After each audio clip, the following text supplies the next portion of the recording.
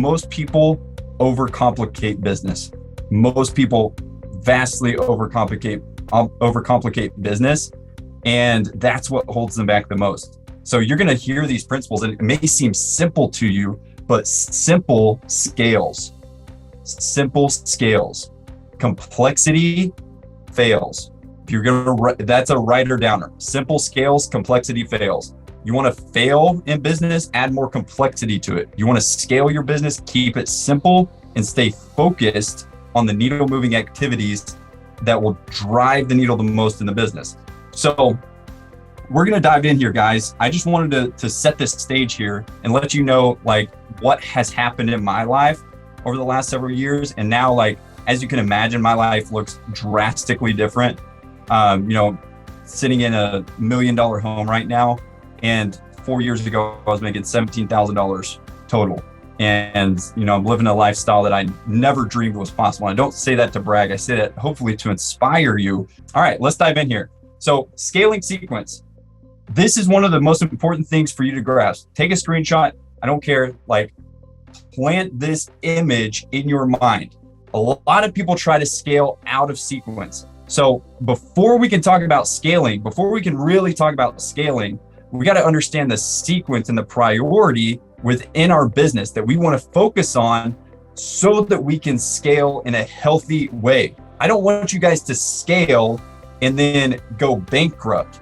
I almost did that. I literally almost wrecked my business because I scaled out of sequence. So the first thing, view this as like a hierarchy of needs. So the first thing that you have to dial in inside your business is a marketing and sales systems in your business. If you do not have your marketing and sales systems dialed in, you've got zero chance of scaling.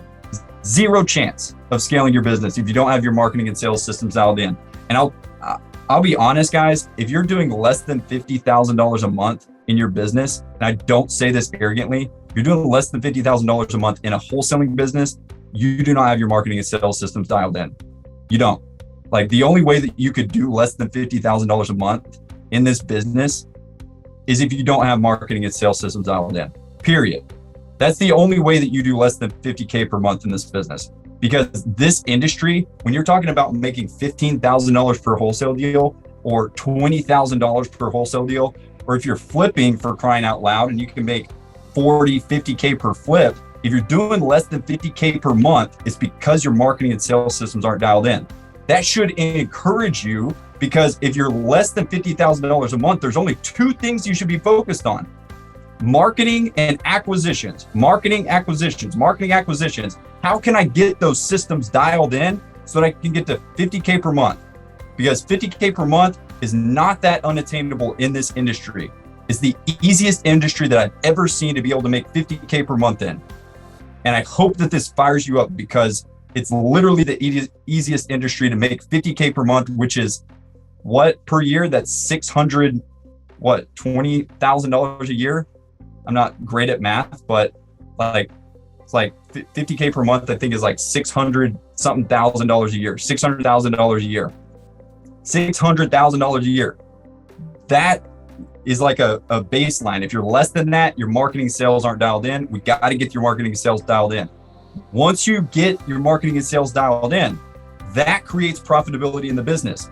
I do not care if you scale unless you got profitability in your business. I don't want to see people create a business that then goes out of business, create a business to then be part of the statistic that says 95% of all small businesses fail in the first 5 years. I don't want you to be one of those businesses. If you're going to be outside of that statistic, you've got to have profit margins, healthy profit margins in your company. Once you have healthy profit margins, that then allows you to invest into your rockstar team. Once you have your rockstar team in place, once you are out of the operation seats, you extract yourself from the operation seats, that's when true scale starts to happen. True scale does not start to happen unless you're out of the operation seats, because until that moment, you're in the weeds in your business. You're in the weeds in your company. If you're sitting in the frontline operation seats, we've got to get you extracted from the frontline operation seats if you're really going to be able to scale a company. Because until that moment, you're in the weeds. You can't scale if you're in the weeds. You can't really work on the business if you're in the weeds, in the front lines of the business.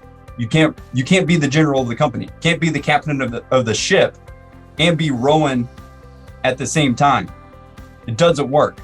And then, once you reach this level of scale, meaning you've extracted yourself from the operation seats, you put rock star team members in place, that's what creates true scale. And true scale, I'm talking like multiple 7 figures in your company, multiple 6 figures per month. At this point, now you can start talking legacy. Now you can start talking about building your portfolio, which is like one of the reasons why we get into real estate in the first place. Like, how many of you guys got into real estate because you wanted to create passive income that allows you to like not have to work? How many of you ever want to create like generational wealth, passive income in your business? How many of you comment yes in the chat section if that's like one of the main reasons you got into real estate, is to create passive income, generational wealth, where you're accumulating assets that will pay you for the rest of your life, or even you can pass on to your kids. Most of us did. I know for me, that was one of the main catalysts that got me into real estate. I read the book Rich Dad, Poor Dad, and that was what inspired me to get into real estate. But if you want to accelerate this process, let's get your business to a place where you're spitting off a massive amount of cash flow from your business, because that's the fastest way to create wealth.